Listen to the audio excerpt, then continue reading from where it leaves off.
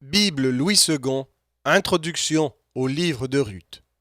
Ce livre raconte comment Ruth la Moabite est devenue l'épouse de Boaz, un homme considéré de la ville de Bethléem et l'ancêtre du roi David.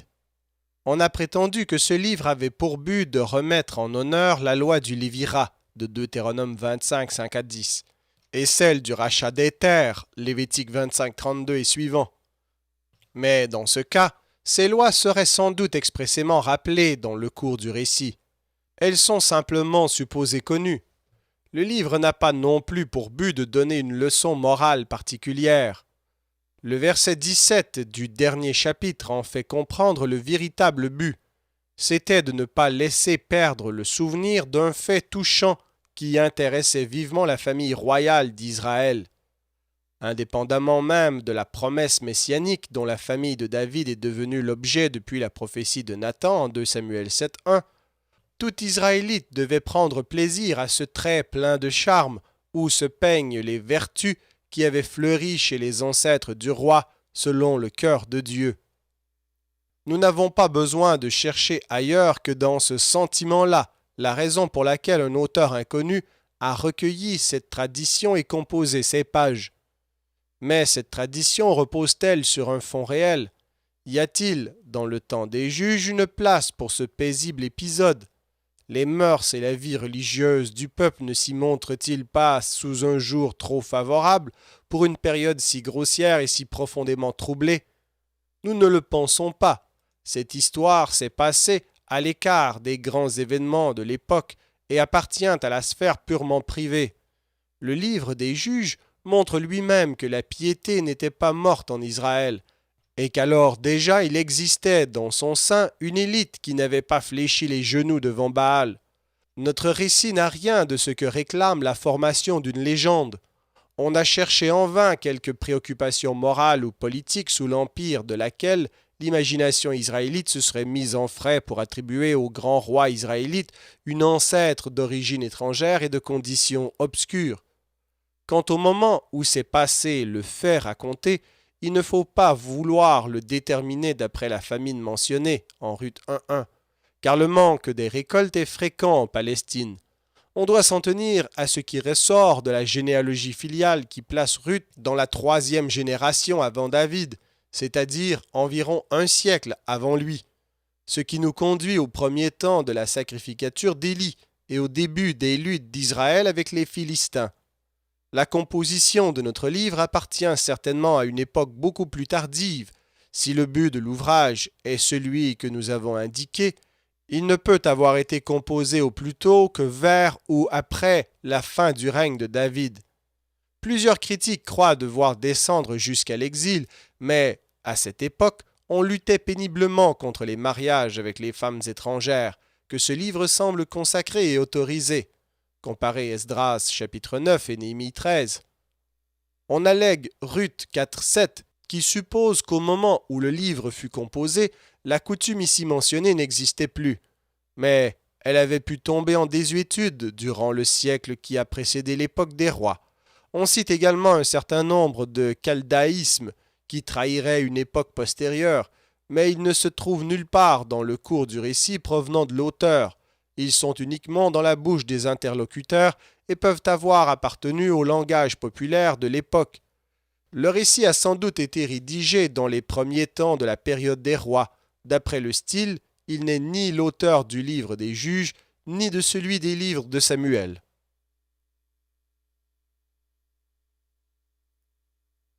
Ruth, chapitre 1. Du temps des juges, il y eut une famine dans le pays. Un homme de Bethléem de Juda partit, avec sa femme et ses 2 fils, pour faire un séjour dans le pays de Moab. Le nom de cet homme était Élimélec, celui de sa femme Naomi, et ses 2 fils s'appelaient Machlon et Kiljon. Ils étaient Éphratiens, de Bethléem de Juda. Arrivés au pays de Moab, ils y fixèrent leur demeure. Élimélec, mari de Naomi, mourut, et elle resta avec ses 2 fils. Ils prirent des femmes moabites, dont l'une se nommait Orpa, et l'autre Ruth, et ils habitèrent là environ 10 ans.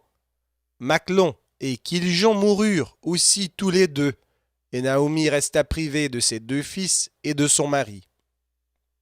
Puis elle se leva, elle et ses belles-filles, afin de quitter le pays de Moab, car elle apprit au pays de Moab que l'Éternel avait visité son peuple et lui avait donné du pain.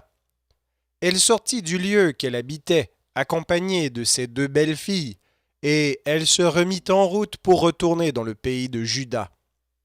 Naomi dit alors à ses 2 belles-filles, « Allez, retournez chacune à la maison de sa mère. Que l'Éternel use de bonté envers vous, comme vous l'avez fait envers ceux qui sont morts et envers moi. Que l'Éternel vous fasse trouver à chacune du repos dans la maison de Marie. » Et elle les baisa. Elles élevèrent la voix et pleurèrent. Et elles lui dirent, « Non, nous irons avec toi vers ton peuple. » Naomi dit, « Retournez, mes filles. Pourquoi viendriez-vous avec moi? Ai-je encore dans mon sein des fils qui puissent devenir vos maris? Retournez, mes filles, allez. Je suis trop vieille pour me marier, et quand je dirai « J'ai de l'espérance », quand cette nuit même je serai avec un mari, et que j'enfanterai des fils, attendriez-vous pour cela qu'ils eussent grandi? Refuseriez-vous pour cela de vous marier? Non, mes filles, car à cause de vous, je suis dans une grande affliction, de ce que la main de l'Éternel s'est étendue contre moi. Et elles élevèrent la voix, et pleurèrent encore. Orpa baisa sa belle-mère, mais Ruth s'attacha à elle. Naomi dit à Ruth, « Voici ta belle-sœur est retournée vers son peuple et vers ses dieux.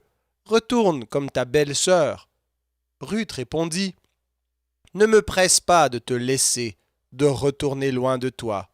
Où tu iras, j'irai. Où tu demeureras, je demeurerai. Ton peuple sera mon peuple, et ton Dieu sera mon Dieu. Où tu mourras, je mourrai, et j'y serai enterré. Que l'Éternel me traite dans toute sa rigueur, si autre chose que la mort vient à me séparer de toi. » Naomi, la voyant décidée à aller avec elle, cessa ses instances. Elles firent ensemble le voyage jusqu'à leur arrivée à Bethléem. Et lorsqu'elles entrèrent dans Bethléem, toute la ville fut émue à cause d'elles. Et les femmes disaient, « Est-ce là Naomi ?» Elle leur dit, « Ne m'appelez pas Naomi, appelez-moi Mara, car le Tout-Puissant m'a rempli d'amertume. J'étais dans l'abondance à mon départ, et l'Éternel me ramène les mains vides. Pourquoi m'appelleriez-vous Naomi, après que l'Éternel s'est prononcé contre moi, et que le Tout-Puissant m'a affligé? » Ainsi revinrent du pays de Moab Naomi et sa belle-fille Ruth, la Moabite.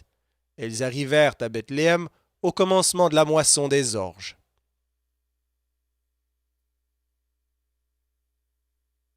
Ruth, chapitre 2. Naomi avait un parent de son mari. C'était un homme puissant et riche, de la famille d'Élimélec, qui se nommait Boaz. Ruth la Moabite dit à Naomi, « Laisse-moi, je te prie, aller glaner des épis dans le champ de celui aux yeux duquel je trouverai grâce. » Elle lui répondit, « Va, ma fille. » Elle alla glaner dans un champ derrière les moissonneurs, et il se trouva par hasard que la pièce de terre appartenait à Boaz, qui était de la famille d'Élimélec. Et voici Boaz vint de Bethléem, et il dit aux moissonneurs, « Que l'Éternel soit avec vous. » Et ils lui répondirent, « Que l'Éternel te bénisse. » Et Boaz dit à son serviteur chargé de surveiller les moissonneurs, « À qui est cette jeune femme ?» Le serviteur chargé de surveiller les moissonneurs répondit, « C'est une jeune femme moabite qui est revenue avec Naomi du pays de Moab. Elle a dit, « Permettez-moi de glaner et de ramasser des épis entre les gerbes derrière les moissonneurs. » Et depuis ce matin qu'elle est venue, elle a été debout jusqu'à présent. Elle ne s'est reposée qu'un moment dans la maison. Boaz dit à Ruth, « Écoute, ma fille, ne va pas glaner dans un autre champ. Ne t'éloigne pas d'ici et reste avec mes servantes. Regarde où l'on moissonne dans le champ et va après elles. J'ai défendu à mes serviteurs de te toucher. Et quand tu auras soif, tu iras au vase et tu boiras de ce que les serviteurs auront puisé. » Alors elle tomba sur sa face et se prosterna contre terre, et elle lui dit, « Comment ai-je trouvé grâce à tes yeux pour que tu t'intéresses à moi? à moi qui suis une étrangère. Boaz lui répondit, On m'a rapporté tout ce que tu as fait pour ta belle-mère depuis la mort de ton mari, et comment tu as quitté ton père et ta mère et le pays de ta naissance pour aller vers un peuple que tu ne connaissais point auparavant. Que l'Éternel te rende ce que tu as fait, et que ta récompense soit entière de la part de l'Éternel, le Dieu d'Israël, sous les ailes duquel tu es venu te réfugier.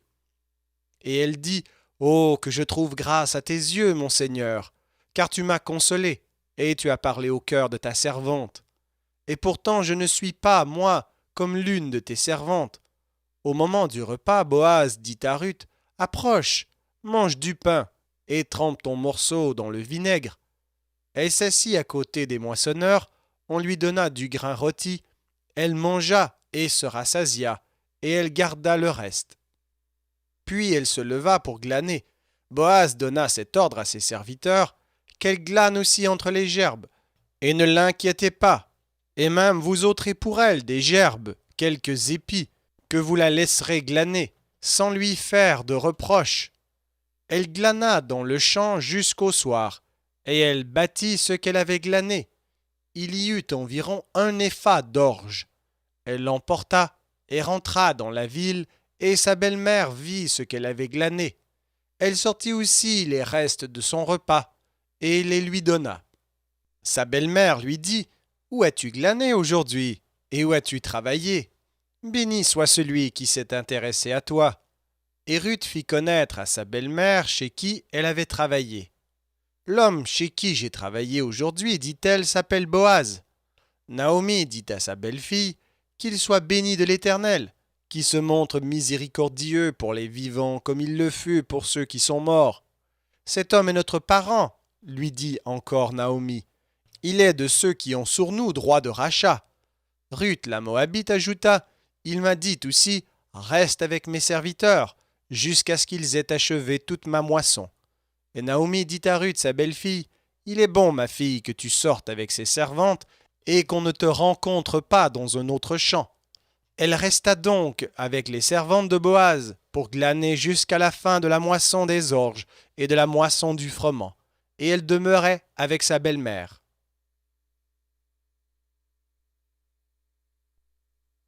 Ruth, chapitre 3. Naomi, sa belle-mère, lui dit, Ma fille, je voudrais assurer ton repos, afin que tu fusses heureuse. Et maintenant, Boaz, avec les servantes duquel tu as été, n'est-il pas notre parent? Voici, il doit vanner cette nuit les orges qui sont dans l'air. Lave-toi et oins-toi, puis remets tes habits et descends à l'air. Tu ne te feras pas connaître à lui jusqu'à ce qu'il ait achevé de manger et de boire. Et quand il ira se coucher, observe le lieu où il se couche.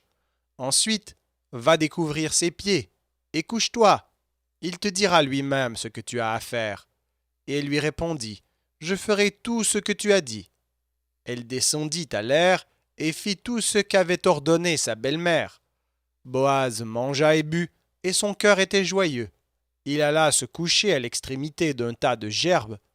Ruth vint alors tout doucement, découvrit ses pieds et se coucha. Au milieu de la nuit, cet homme eut une frayeur. Il se pencha et voici une femme était couchée à ses pieds.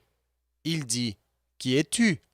Elle répondit, Je suis Ruth, ta servante. Étends ton aile sur ta servante, car tu as droit de rachat.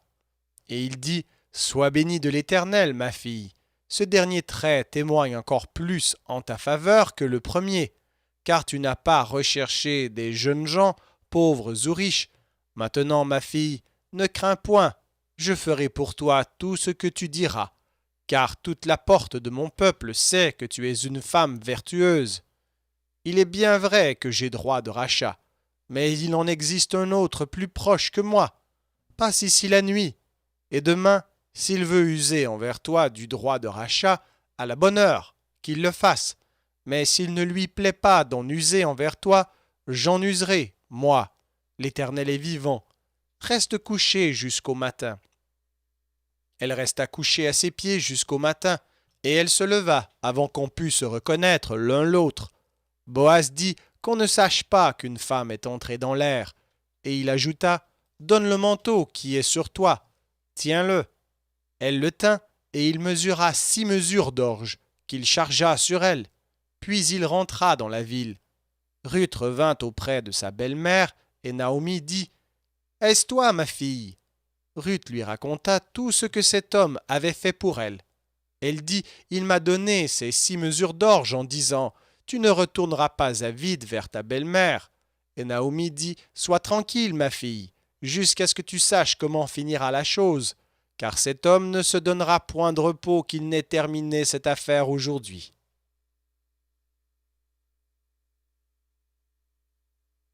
Ruth, chapitre 4. Boaz monta à la porte et s'y arrêta. Or voici celui qui avait droit de rachat et dont Boaz avait parlé vint à passer. Boaz lui dit « Approche-toi, reste ici, toi un tel. » Et il s'approcha et s'arrêta. Boaz prit alors 10 hommes parmi les anciens de la ville, et il dit « Asseyez-vous ici. » Et ils s'assirent. Puis il dit à celui qui avait le droit de rachat « Naomi, revenue du pays de Moab, a vendu la pièce de terre qui appartenait à notre frère Élimélec. J'ai cru devoir t'en informer et te dire « Acquiers-la en présence des habitants et en présence des anciens de mon peuple. Si tu veux racheter, rachète, mais si tu ne veux pas, déclare-le-moi, afin que je le sache, car il n'y a personne avant toi qui ait le droit de rachat, et je l'ai après toi. » Et il répondit « Je rachèterai. » Boaz dit « Le jour où tu acquerras le champ de la main de Naomi, tu l'acquerras en même temps de Ruth, la Moabite, femme du défunt, pour relever le nom du défunt dans son héritage. » Et celui qui avait le droit de rachat répondit « Je ne puis pas racheter pour mon compte, crainte de détruire mon héritage.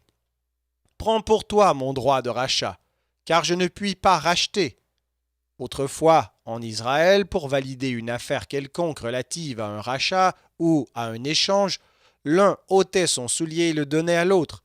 Cela servait de témoignage en Israël. Celui qui avait le droit de rachat dit donc à Boaz « Acquiers pour ton compte », et il ôta son soulier. Alors Boaz dit aux anciens et à tout le peuple « Vous êtes témoins aujourd'hui que j'ai acquis de la main de Naomi tout ce qui appartenait à Élimélec, à Kiljon et à Machlon, et que je me suis également acquis pour femme Ruth, la Moabite, femme de Machlon, pour relever le nom du défunt dans son héritage, et afin que le nom du défunt ne soit point retranché d'entre ses frères et de la porte de son lieu. Vous en êtes témoins aujourd'hui. » Tout le peuple qui était à la porte et les anciens dirent « Nous en sommes témoins. Que l'Éternel rende la femme qui rentre dans ta maison semblable à Rachel et à Léa, qui toutes les deux ont bâti la maison d'Israël. Manifeste ta force dans Ephrata, et fais-toi un nom dans Bethléem. Puisse la postérité que l'Éternel te donnera par cette jeune femme rendre ta maison semblable à la maison de Péretz, qui fut enfantée à Juda par Tamar. » Boaz prit Ruth qui devint sa femme, et il alla vers elle. L'Éternel permit à Ruth de concevoir, et elle enfanta un fils. Les femmes dirent à Naomi « Béni soit l'Éternel, qui ne t'a point laissé manquer aujourd'hui d'un homme ayant droit de rachat, et dont le nom sera célébré en Israël. Cet enfant restaurera ton âme, et sera le soutien de ta vieillesse, car ta belle-fille qui t'aime l'a enfanté, elle qui vaut mieux pour toi que 7 fils. » Naomi prit l'enfant et le mit sur son sein, et elle fut sa garde. Les voisines lui donnèrent un nom en disant « Un fils est né à Naomi », et elles l'appelèrent Obed. Ce fut le père d'Isaïe, père de David. Voici la postérité de Péretz. Péretz engendra Hetzron, Hetzron engendra Ram, Ram engendra Aminadab, Aminadab engendra Nachon, Nachon engendra Salmon, Salmon engendra Boaz, Boaz engendra Obed, Obed engendra Isaïe, et Isaïe engendra David.